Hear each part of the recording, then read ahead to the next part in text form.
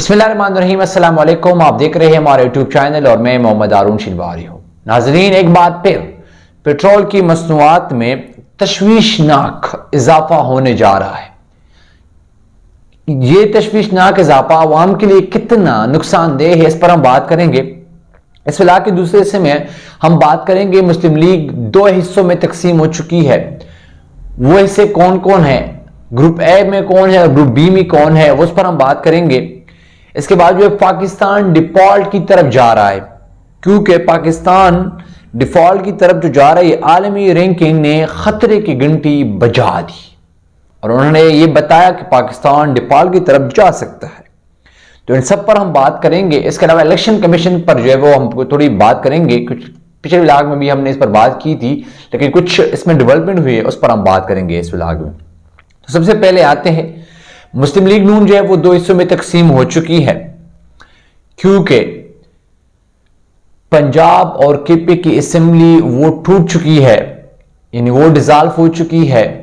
इसके बाद जो है वो इलेक्शन कमीशन का ये आईनी जिम्मेदारी है कि वो 90 दिन के अंदर इलेक्शन कराए।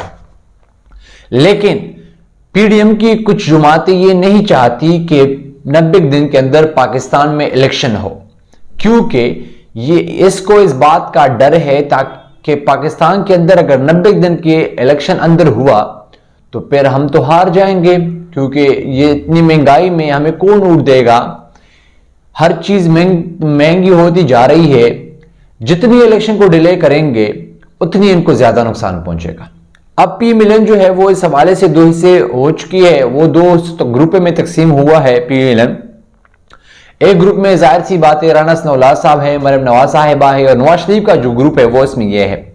दूसरे ग्रुप में जो है वो पंजाब और कौमी असम्बली की सीनियर ओहदेदार शायद खाकान अब्बासी जैसा बड़े बड़े वर्कर्स और बड़े बड़े आला ओहदों पर फाइज रहने वाले लोग मौजूद है। पंजाब में और केपी में मरियम नवाज साहिबा, राना सनाउल्लाह साहब और नवाज शरीफ की ग्रुप इलेक्शन नहीं करना चाहते। वो कहते हैं, वो इसका यही ख्याल है कि हमें इलेक्शन को थोड़ा डिले करने चाहिए ताकि हमें कुछ वक्त मिले, ताकि हम अपने आप को जो वो स्टेबल करें, इसके बाद हमें इलेक्शन करना चाहिए। दूसरी जानिब शायद खाकान अब्बासी की ग्रुप है, वो ये कहते हैं कि हमें इलेक्शन करना चाहिए, क्योंकि 90 दिन के अंदर इलेक्शन करना इलेक्शन कमीशन का आईनी जिम्मेदारी है। हमें भी आईनी जिम्मेदारी पूरी करना चाहिए, हमें 90 दिन के अंदर जो वो इलेक्शन करने हैं। इस हवाले से पीडीएम भी दो हिस्सों में तकसीम है, क्योंकि पीडीएम जमातों में जो है वो सबसे ज्यादा मकबूल जमातें तो नहीं है, लेकिन पीडीएम में जो मकबूली है वो पाकिस्तान पीपल्स पार्टी और पाकिस्तान मुस्लिम लीग नून है। पाकिस्तान पीपल्स पार्टी भी इलेक्शन करना चाहते हैं और पी मिलन में जो है वो कुछ लोग जो है वो इलेक्शन चाहते हैं, कुछ लोग इलेक्शन नहीं करना चाहते। ये भी दो हिस्सों में तकसीम हो चुके हैं। इसके अलावा जो है वो गवर्नर साहब भी जाहिर सी बात है नवाज शरीफ का खास आदमी है, वो भी इलेक्शन नहीं करना चाहता है। नवाज शरीफ ने लंदन से उसको सेलेक्ट किया हुआ है, उसको गवर्नर बनाया पंजाब का, वो भी नवाज शरीफ की बात मानेगा, वो भी इलेक्शन नहीं करना चाहते। सेक्रेटरी इलेक्शन कमीशन का जो है वो उसकी वफद की मुलाकात थी आज, जिस पर तफसीली गुफ्तगू हमने पिछले व्लॉग में की थी, लेकिन वहां पर यह फैसला किया गया है कि हमें इलेक्शन नहीं करने, क्योंकि इलेक्शन का टाइम अभी नहीं है। ये तरह तरह के बहाने तो बनाते हैं। इस मुलाकात में आईजी पंजाब भी जो है वो मौजूद थे। आईजी पंजाब ने भी कहा कि हमने पहले भी बता दिया कि हम सिक्योरिटी का कोई इशू नहीं है, हम सिक्योरिटी दे सकते हैं, हम पुलिस आपको दे सकते हैं।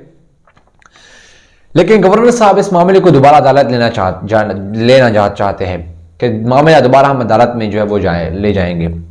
लेकिन ऐसे कुछ नहीं होगा, क्योंकि अदालत आइन के मुताबिक फैसला करेगी। जब अदालत आइन के मुताबिक फैसला करेगी तो आपने फिर इलेक्शन करने हैं।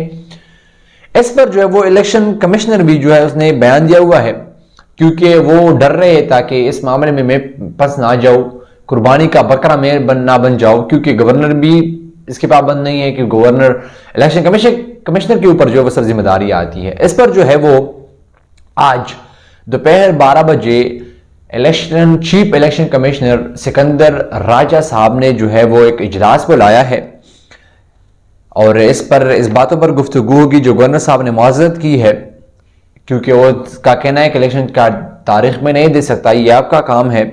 अब आज जो है वो इजलास होने हैं और इजलास में केपी और पंजाब के अंदर जो इलेक्शन का शेड्यूल है उस पर तबादला ख्याल करना है कि हमें कब जो इलेक्शन करने हैं, शेड्यूल का तारीख हमें कब देनी है, ये सब कुछ इस पर जो है वो तफसीली गुफ्तगू कर दिया जाएगा। आज जो फैसला है, जो मीटिंग है, उसमें तफसीली गुफ्तगू कर दिया जाएगा। इसके अलावा जो सबसे मेरे ख्याल में अच्छी बात नहीं है, हमारे सब के लिए ये परेशान कुन न्यूज़ है, और वो ये है कि पाकिस्तान डिफ़ॉल्ट की तरफ जा रहा है। आलमी रैंकिंग जो है उसने ख़तरे की घंटी बजा दी। अब मेरे पास जो है वो एक रिपोर्ट है और उसमें बताया गया कि तफसीलात के मुताबिक फिच का कहना है कि पाकिस्तान की गैर मुल्की करेंसी में कर्ज हासिल करने की रेटिंग CCC+ से कम करके CCC कर दी गई। इसके अलावा जो है रेटिंग में तिजली ज़रा मुबादला के ज़खायर में ख़तरनाक हद तक कमी की सबब की गई है। हम समझते हैं कि इंटरनेशनल मॉनेटरी फंड यानी IMF प्रोग्राम का नवा जायज़ा कामयाब होगा। इसके अलावा जो इसने बताया है कि डिफ़ॉल्ट या कर्ज़ों की रीइंस्ट्रक्शन एक हकीकत इम्कान है। नए जायज़े की तकमील आमदनी के पेशगोई इक़दामात रेगुलेटिंग ईंधन कीमतों से मशरूत है। यानी इस पर हम बाद में तफसीली गुफ्तगू करेंगे कि ये पेट्रोल की मसनूआत की कीमतों को भी बढ़ा रहे हैं। इसका जो पिच का कहना है कि हम समझते हैं कि पाकिस्तान के ज़राए मुबादला के ज़खायर की सतह कम रहेगी। माली साल 2023 में मामूली बेहतरी मुमकिन है। ज़राए का कहना है कि IMF प्रोग्राम की बकाया 2 to 5 अरब डॉलर्स के अलावा दीगर ज़राए से 3 से 5 अरब डॉलर मिलने का इम्कान है। यानी 2 से 5 अरब जो है वो IMF देगा इसको, इसके अलावा 3 से 5 अरब जो है वो कोई और तरफ से मिलने का इम्कान है। पिच के मुताबिक दरामदात कम करने की ज़राए मुबादला ज़खायर में कमी से करंट अकाउंट खसारा कम हुआ। करंट अकाउंट खसारा शरह सूद बढ़ाने और तवानाई का इस्तेमाल कम करने से भी कम हुआ है। पिच के मुताबिक रकम का मिलना IMF मुआहदे के साथ मशरूत है। दोस्त ममालिक जो है वो पुराने कर्जा रूल और के साथ मजीद 5 अरब डॉलर देने पर आमादा है। मजीद 5 अरब डॉलर देने पर आमादा के बाद जो है वो रवा माली साल करंट अकाउंट खसारा 4 से 7 अरब डॉलर रहेगा। माली साल 2022 का करंट अकाउंट खसारा 17 अरब डॉलर था। अब सोचिए, ये कहते हैं कि इमरान खान ने सब कुछ तबाह कर दिया गया। माली साल का जो खसारा था वो 17 अरब था, अब इनके पास जो है 4 से 7 अरब तक रहेगा।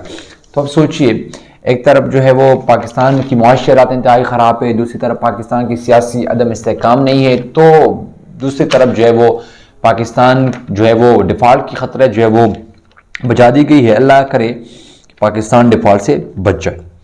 इसके बाद जो है वो सबसे आम बात है वो ये है कि पेट्रोलियम की मसनूआत की कीमतों में एक बार फिर तशवीशनाक इजाफे का इम्कान है।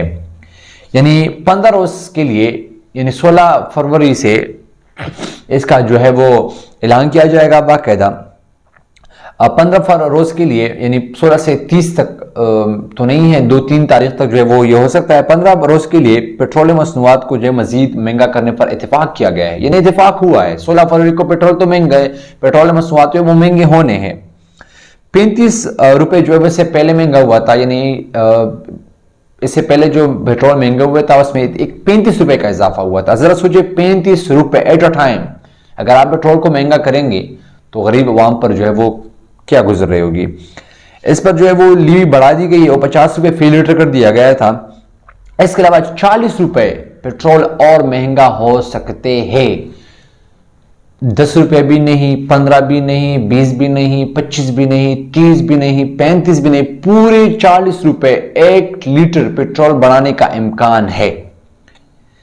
आलमी सतह पर जो है वो कीमतें कम हो रही है।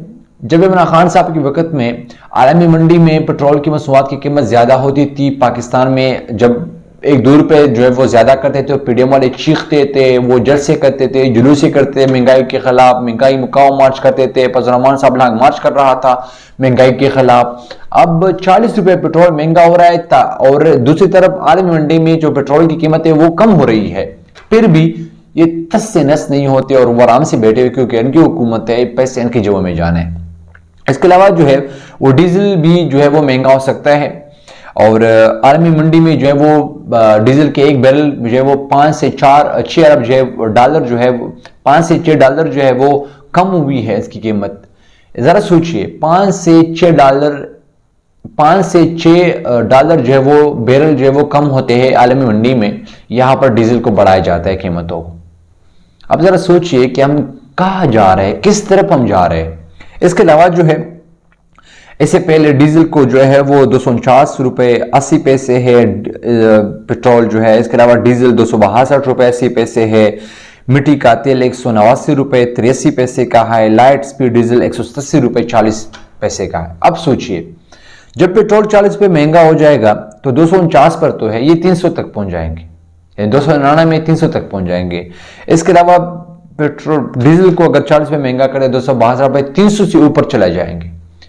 अब हिसाब लगा ले, अगर 300 के ऊपर आप डीजल या पेट्रोल खरीदेंगे तो फिर सोचिए कि किराया कितना बढ़ जाएगा। किराए के साथ साथ वाकई पेट्रोल डीजल ऐसी चीज है जिससे महंगा होने पर सब कुछ महंगा हो जाते हैं। अब बाकी अल्लाह रहम करे गरीब अवाम पर, बाकी रहम करे अल्लाह पाकिस्तान पर, और अल्लाह रहम करे पाकिस्तान की सियासतदानों पर और पीडीएम की जमातों पर, ताकि किसी ना किसी तरह गरीब को रिलीफ दिया जाए। अब तक के लिए इतना ही। अगली वीडियो के लिए दीजिए इजाजत। अल्लाह हाफिज।